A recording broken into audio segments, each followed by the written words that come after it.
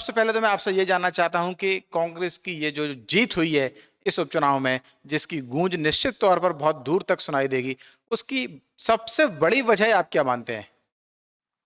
देखिए, इसकी एक शरद जी कई वजह हैं और सही कई वजह ये हैं कि उसको सबसे सिलसिलेवार समझने की कोशिश करना पड़ेगी। जैसा कि जब चुनाव शुरू हुआ था, चुनाव की परिस्थितियां शुरू हुई थी, यानी राजेंद्र भारती का टिकट चुनाव रद्द हुआ, उपचुनाव की घोषणा हुई, नरोत्तम मिश्रा ने पूरी फील्ड सजाई, तो 2 चीज़ें बड़ी साफ मानी जा रही थी। एक चीज़ ये थी कि कांग्रेस राजेंद्र भारती के किसी परिवार के सदस्य को टिकट देगी, क्योंकि राजेंद्र भारती आगामी कुछ साल तक चुनाव नहीं लड़ सकते कोर्ट के फैसले के कारण। दूसरा ये माना जा रहा था कि नरोत्तम मिश्रा ने जो पूरी अपनी सियासी बिसात बिछाई है, जिसके कारण ये उपचुनाव हो रहा है, और नरोत्तम मिश्रा इस कद के नेता हैं कि उनका टिकट को लेके तो कोई संशय हो ही नहीं सकता था। तो और नरोत्तम मिश्रा हों या राजेंद्र भारती हों, दोनों ही अपनी चुनाव की तैयारियों में जुटे हुए थे। नरोत्तम मिश्रा तो बाकायदा बैठकें भी कर रहे थे, समाजों की बैठकें कर रहे थे, पार्टी में लोगों को शामिल करा रहे थे, ये सब सिलसिला चल रहा था। तब तक चुनाव बहुत स्मूथ था। लेकिन कांग्रेस जिस काम के लिए नहीं जानी जाती, कांग्रेस वो काम कर रही थी मध्य प्रदेश में, और वो काम था घटनाक्रम पर निगाह रखना और तत्काल निर्णय लेना। ये कांग्रेस ने जैसे ही नरोत्तम मिश्रा का टिकट कटा, बड़ा डिसीजन था, और उसके बाद का नरोत्तम मिश्रा के सारे समर्थक उतर के सड़क पर आ गए। चक्का जाम हुआ, नेशनल हाईवे जाम हुआ, लाठी चली, पत्थरबाजी हुई, पुलिस में गिरफ्तारियां हुई, ये सब नाटक चला। तो इस पर कांग्रेस की बड़ी पैनी निगाह थी, जो भी उनके लोग काम कर रहे थे, और उन्होंने ये पा लिया कि नरोत्तम मिश्रा के समर्थक अब बीजेपी के तिवारी को वोट नहीं करेंगे। तो कांग्रेस को यह भी पता था कि अगर हम इसमें राजेंद्र भारती या उनके परिवार को टिकट देते हैं, तो नरोत्तम मिश्रा के समर्थक और नरोत्तम मिश्रा का समर्थन हमें नहीं मिल पाएगा, और जब तक एक बड़े वर्ग जो नाराज वर्ग है उसका समर्थन नहीं मिलेगा, तो हमारी नैया पार नहीं होगी। तो कांग्रेस ने फटाफट अपनी स्ट्रेटेजी चेंज की और एक ऐसे व्यक्ति को ले आए जिसका ना नरोत्तम मिश्रा से कोई झगड़ा था और ना नरोत्तम मिश्रा के समर्थकों से झगड़ा था। दूसरा, जो जो तिवारी प्रत्याशी बनाए गए भारतीय जनता पार्टी से, वो प्रत्याशी उस विधानसभा क्षेत्र के निवासी नहीं थे, जबकि जो घनश्याम सिंह थे वो वहां से न केवल निवासी थे बल्कि वहां से चुनाव भी 2 बार जीत चुके थे। उनका व्यवहार भी अच्छा है, लोगों से कनेक्टिविटी अच्छी है, उनका अपने का एक पैरेलल नेटवर्क है। कांग्रेस ये भी देख के चल रही थी कि अगर राजेंद्र भारती को हमने साइड में करेंगे तो कितना नुकसान होगा और किस तरह से उनका नेटवर्क फैल होगा। तो ये पाया कि नहीं, राजेंद्र भारती को के काटने के बाद भी घनश्याम सिंह अपने निजी नेटवर्क के जरिए चुनाव को मुकाम तक पहुंचा सकते हैं। तो कांग्रेस ने फटाफट ये निर्णय ले लिया। इस निर्णय के साथ ही तमाम सारी बातें शुरू हो गई।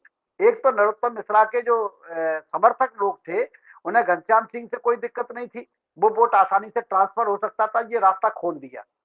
एक स्थानीय बनाम बाहरी प्रत्याशी का मामला था, वो चुनाव में खोल दिया गया। तो अब भारतीय जनता पार्टी की जीत वहां इस बात पर थी कि दामोदर यादव जो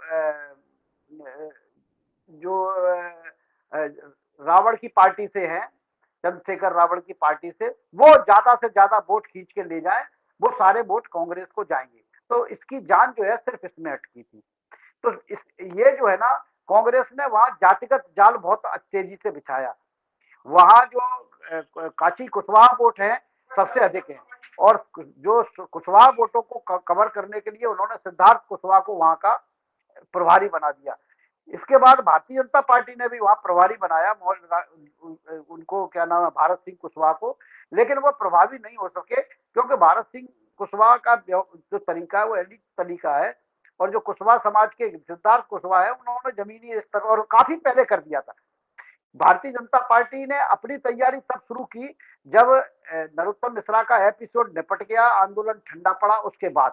जबकि कांग्रेस अपनी तैयारी कर रही थी आज से 1 महीने पहले से, जब से चुनाव रद्द हुआ था तभी से कांग्रेस की अपनी रणनीति चल रही थी। और तो मुझे अभी भी लगता है कि ये जो टर्निंग पॉइंट था घनश्याम सिंह को टिकट देने का, इससे कांग्रेस का जो है माहौल बनना शुरू हुआ। जी। ये तो चलिए कांग्रेस की तरफ से आप कह रहे हैं कि टर्निंग पॉइंट रहा। क्या ये कहना सही होगा कि जिस दिन नरोत्तम मिश्रा का टिकट काटने का फैसला किया गया था, दरअसल बीजेपी उसी दिन चुनाव हार गई थी? बिल्कुल बिल्कुल आप सही कह रहे हैं। जिस दिन नरोत्तम मिश्रा का टिकट का फैसला किया गया था, उसी दिन बीजेपी चुनाव हार गई थी। इसका कारण ये नहीं है कि नरोत्तम मिश्रा के कारण हार गई थी। बात ये है कि अगर हम दतिया विधानसभा क्षेत्र का आकलन करेंगे, अगर आप उसकी पूरी की पूरी हिस्ट्री देखेंगे तो आपकी समझ में आ जाएगा। दतिया विधानसभा क्षेत्र कांग्रेस के वैचारिक रूप से कांग्रेस के नजदीक रहने वाला विधानसभा क्षेत्र रहा है। अगर हम नरोत्तम मिश्रा के दतिया में पहुंचने के पहले का रिकॉर्ड देखेंगे तो सिर्फ एक बार शंभू तिवारी करके एक सज्जन थे, वो जो है बीजेपी के टिकट पर चुनाव जीते थे। इसके बाद कभी और पहले कभी कांग्रेस वहां बीजेपी वहां चुनाव नहीं जीती थी। नरोत्तम मिश्रा का चूंकि विधानसभा क्षेत्र डबरा था, वो दतिया से लगा हुआ था और नरोत्तम मिश्रा का क्षेत्र अनुसूचित जाति के लिए रिजर्व हो गया था। अब उनके पास और कोई चारा नहीं बचा था, तो हिम्मत जुटा के वो वहां गए। उसके पीछे दो कारण थे। एक तो पड़ोसी था जिला, विधानसभा क्षेत्र उनकी विधानसभा से लगा हुआ इलाका था, और दूसरा ये था कि वहां ब्राह्मण वोटों की संख्या भी ठीक ठाक थी, तो उनको लगता था कि मोबिलाइज कर लेंगे। और नरोत्तम मिश्रा ने वो किया भी।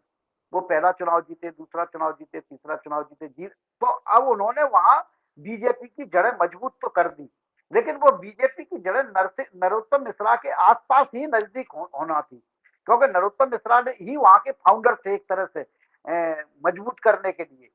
और नरोत्तम मिश्रा के अलग हो जाने के साथ जिस तरह से उनके समर्थक सड़कों पे आ गए, तो पार्टी वहां एक कर्तव्य विमूढ़ की स्थिति में आ गई।